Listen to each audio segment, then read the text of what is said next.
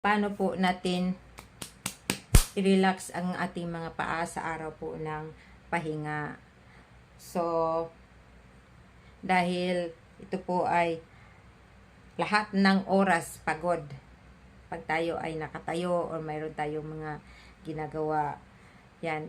So, bigyan ko po kayo ng mga techniques paano gagamitin ang gun massage na to para dito sa ating mga paa. So first, dito lang po tayo sa middle parts ng ating foot. Dito muna sa bandang heel. Yan. Iikot po dito sa may talagitnaan ng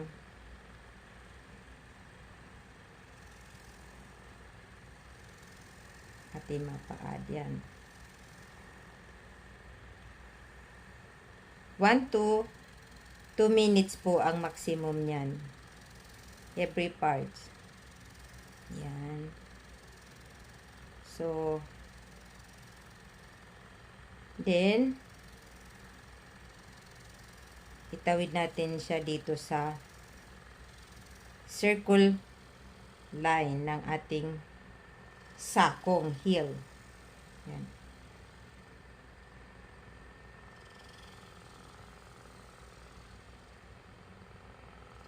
Kung gentle lang po ang gusto natin, dito lang sa pinakagilid niya, yan, dito lang po ang i-touch natin. Katulad yan, igagano natin siya.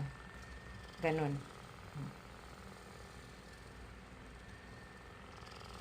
Ganyan ang pagkaano niya. Tapos sa gitna, yan. Ngayon, pagdating naman, itakbo natin siya dito sa metatarsal zone. Ayan. Iwasan po natin ang i-forward natin ng konti para dito po mismo sa ating mga daliri ay masama na po siya. Ayan. Ayan.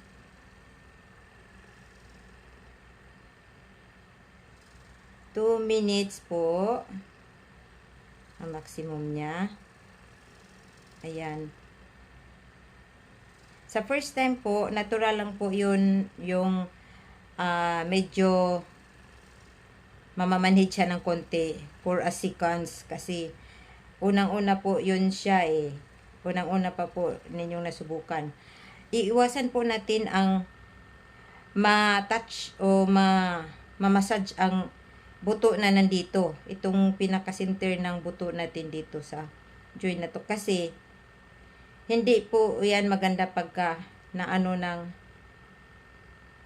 damage ng vibrate nitong massage gun na to. Dahil, tingnan po ninyo ang lakas po niya.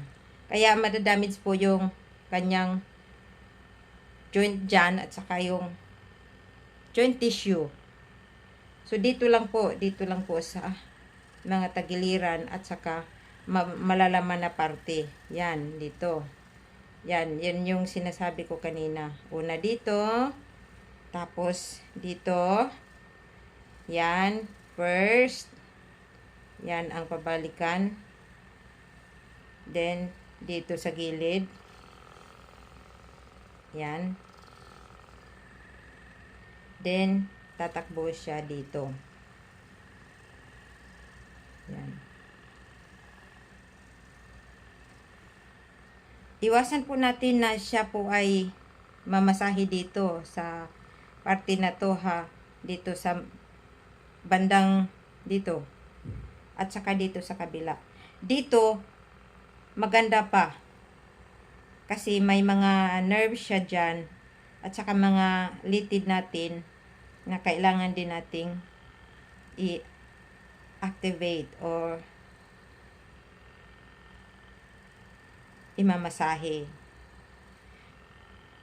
For regular circulation po ito. Yan. Kasi malaman po ito eh.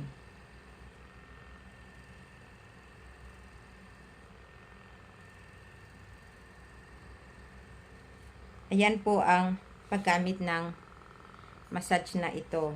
So, noong last week, ang aking dinidiscuss po ay tungkol sa likod. So, marami po itong accessories para doon sa likod. Pero dito po sa paa, ito lang po siya ang pwedeng gamitin sa paa. Para good and normal circulation ng blood at saka stimulate po ang ating mga tissues and muscles. Ma-activate din po yung ating mga veins, ugat-ugat. Ayan.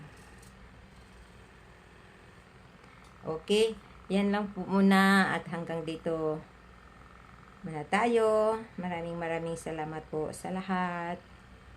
At happy Sunday. Bye-bye. God bless everyone. Thank you mga ka-sweet.